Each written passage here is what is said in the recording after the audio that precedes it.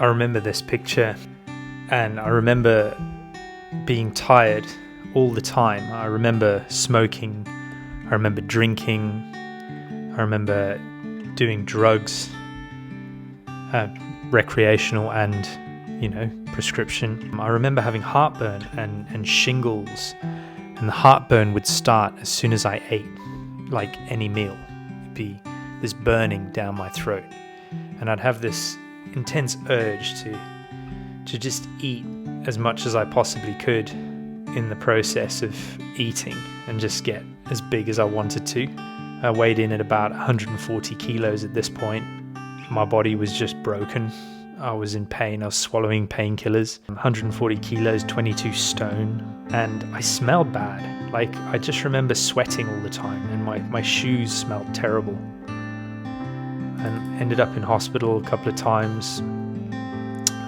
First time was a serious chest infection. Second time, appendicitis, which I believe was just brought on by being so unwell and unhealthy. And the challenge I faced was like finding my way out of it. Like, I couldn't see how I was going to dig myself out of that hole, because it just seemed like I had so far to go.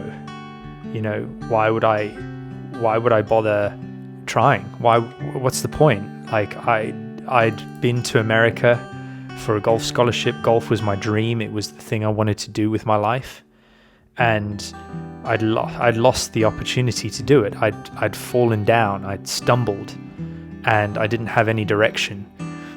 And the challenge was to pull myself out of that.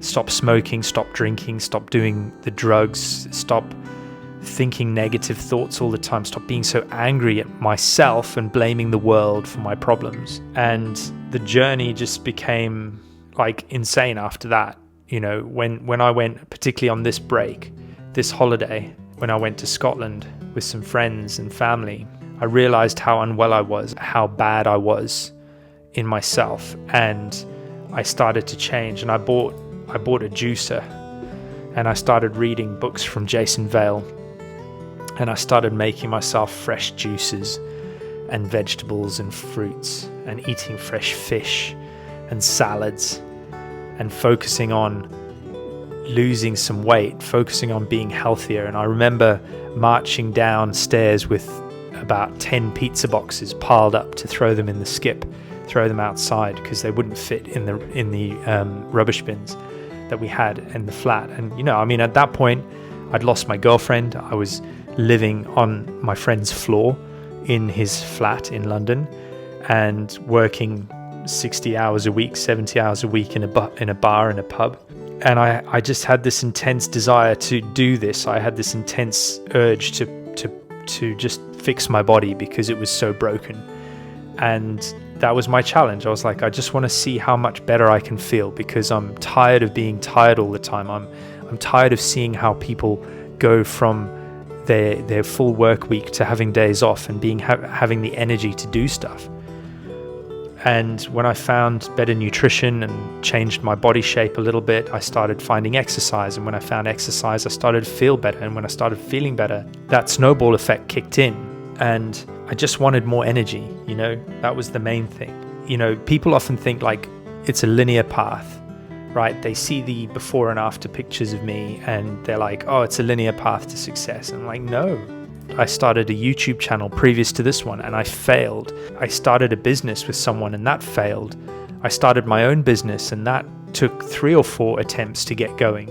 And then just before I started getting super fit and super lean, I developed some issues with my left leg and some injuries. I went for scans and everything was okay, but I couldn't quite understand why my left leg was such a problem. And I was the fittest I'd ever been. I was pushing my body to its limits every time I trained and really, really hammering it. And then the one day I just woke up with blood in my sperm and chronic pain, and I didn't know where to go. I was in pieces. My body was in bits.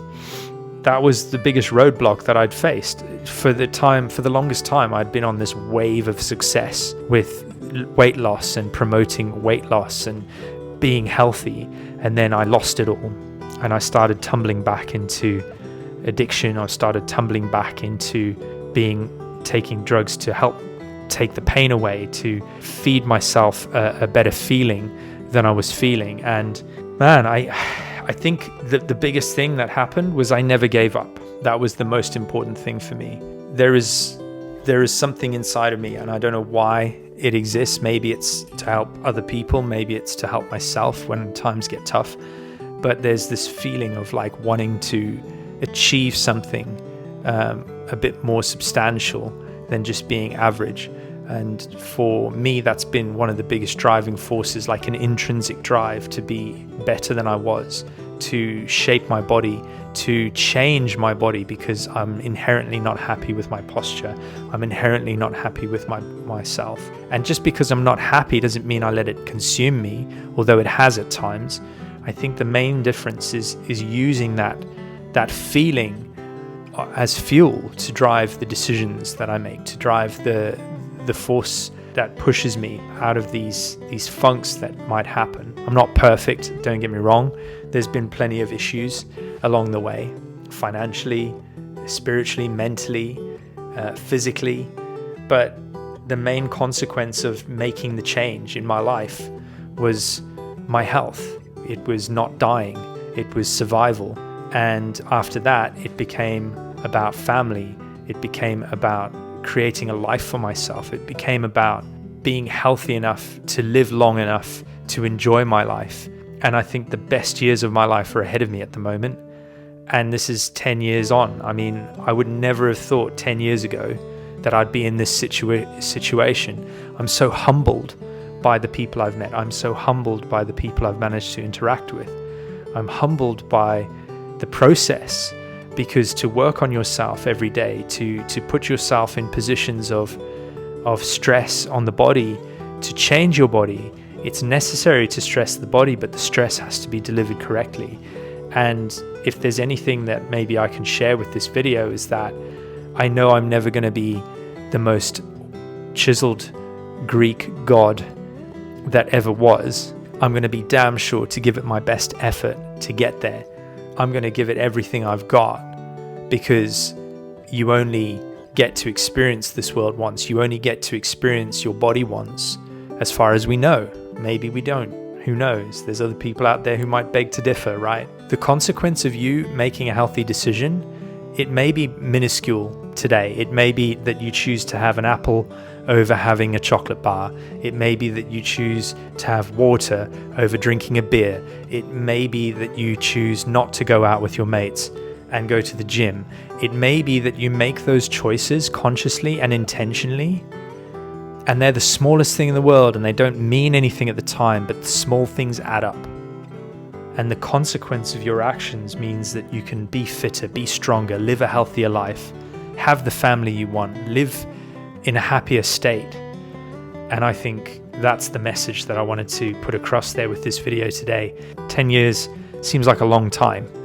And if I look back over 10 years, the experiences have been incredible. But if you told me 10 years ago that I would have had to work this hard, I don't know if I would have given up. Maybe I would have. Honestly, the challenge excited me at the time, because I couldn't have gone anywhere else. If anywhere I was going to go, it was going to be to the morgue or in a coffin, and I didn't want that. I didn't want that for myself, and I didn't want that for my family. And so that's my story, that's my journey, 10 years, and I'm looking forward to the next 10 years. I'm looking forward to the future. And hopefully you can take something from this today that says, never give up, keep pushing. Doesn't matter, you don't have to break your body, you don't have to push your body to its limits, but you must never give up on yourself. Keep fighting to be the healthiest. You've only got one body, and you live in your body. Everything else comes and goes, but your body is the same place that you're going to be in when you die. And how well can you look after that thing? How well can you look after it? Have a great day, stay strong, and keep moving.